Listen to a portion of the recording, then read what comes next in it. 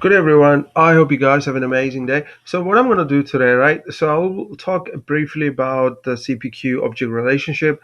Say for instance, we take a product object, and so in that product object, do you have any master detail relationship with another object or lookup relationship with another object? So I'm mostly going to talk from a CPQ perspective. When you install CPQ, different custom objects get installed, and so those custom objects will have lookup or master detail relationship between other objects. So it's like we're going to look at the data model. So I'm going to explain it from a help documentation because I don't want to reinvent the wheel.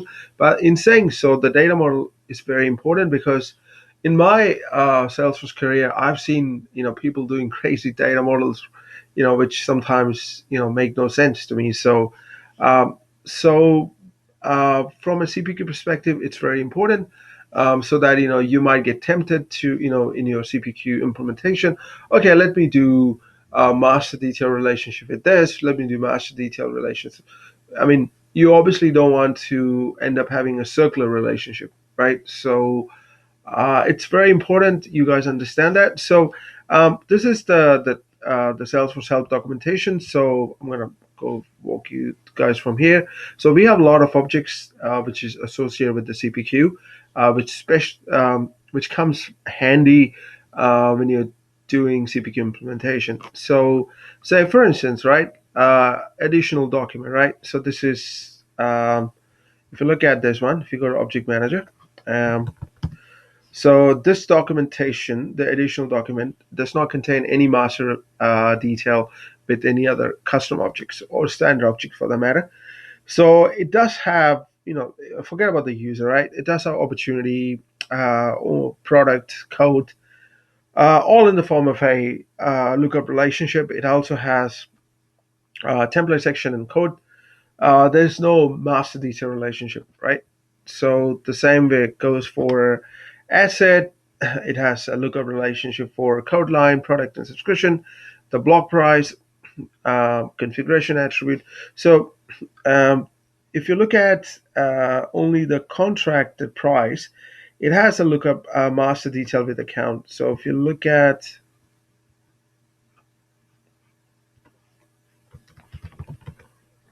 um, yeah, this one. So if you look at it, it does have a master detail relationship. You can see that with an account, so which is cool.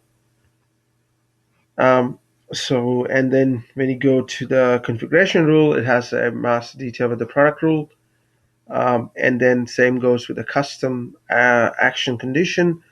So discount schedule has none, but it has with lookup with other objects like account, schedule, price book, etc. Now things get interesting when you go to uh, the the price side of things, right? For price action, you have the price rule, which is a master detail. Price condition has price rule, so you have to be careful when you build the data model, right? So how to uh, refer another custom object in the form of a lookup or the master detail. So I mean this is a pretty basic admin stuff, right? But the reason why I'm talking about it just to let you guys know, right, different objects that's out there and the different lookup relationships that object shares with another CPQ custom object. So then we have price rule, then we have process input, which is not, and I'm not concerned about that for now. All right, so product, right? Product, which is the main key in CPQ, right? So does not have any lookup relationship with any, sorry, master detail with any custom object, but it does has with lookup with discount category, discount schedule, and product, right? So um, which is very interesting. And then you have um, with product action, we have a master detail with the product, and then we have product feature, which has none. Sorry, when I say product action, it has a master detail with product rule. So a code document obviously will have, the master detail with the code because obviously, right?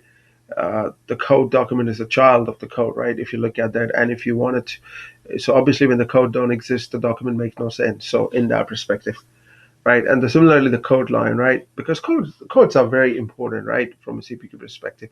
Um, so so the code line cannot exist without a code, right? So obviously, it's a master detail relationship. It's not a lookup. Um,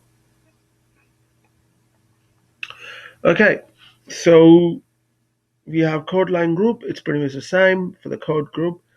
Subscription asset. Obviously, I know that we haven't talked about the subscription yet. We'll cover that eventually over the course of time because CPQ is a huge topic. Um, and so I'll show you the things which we have to cover. There's a long way to go, right? I know that you must be thinking that I'm a bit slow. Yeah, I understand I'm a bit slow in making because, like I said, CPQ is a functional certification, and I mean, I usually enjoy covering more architects and technical certification, but in saying so, CPQ is a great one as well. I did enjoy covering Service Cloud law, right? Service Cloud is one of my favorite certifications. It's beautiful, it's amazing. CPQ, I do love CPQ. I mean, I implemented a couple of stuff with the CPQ. I enjoyed the CPQ stuff, but there are certain things which is when it gets extremely functional. It just makes me a little bit uh, bored, if I would say, because I love techno-functional stuff, right? Combination of both, just pure functional. I don't really enjoy it. So, but anyway, sorry, I digress.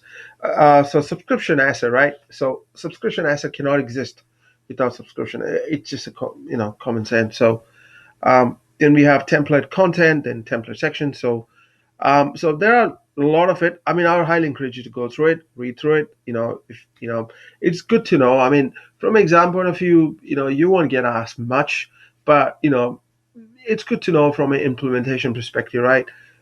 So if someone talks about subscription, you shouldn't be jumping to say, hey, let's create a new custom object when there is already a subscription object that you get along with the CPQ, right? So you have to. So from that perspective, it's important to understand the data model. So I'm just covering purely based on that. Excuse me. So that's pretty much I wanted to cover today. It's pretty simple. I know that it's nothing fancy. You just, for your own reference, please go through it. Highly encourage it. Okay, so I talked about there are a lot of things, mapping custom field. I'll talk about this translating CPQ records. I'm going to talk about it. There are a lot of things to cover. Group bundle, we're going to look at it. Product rules, we already done, right? So we're not going to talk about that. Product bundles, product options, pricing, we're going to talk about it. Discounting, we're going to talk about it. Price rules, we're going to talk about it. Codes, we're going to talk. Yeah, so a lot of stuff we have and approval processes. We're going to look at it as well. So yeah, I mean it will be interesting. So and I would highly encourage you, like I said, always I say, right? I think I might have said this like zillions of times. You should form a study group, right? If you're preparing alone, it's good to have a study partner, right? With whom or you can share your ideas, your opinions, and you guys can work together. And it's good to join a user group because it's very handy. It's always good to get to know new stuff, different experience from different people, and also get to meet new people. So that's one of my advice to anyone who's new to Salesforce. But I presume if you're taking CPQ, you would have some understanding of Salesforce. So, in saying so, that's pretty much what I wanted to cover. Thank you.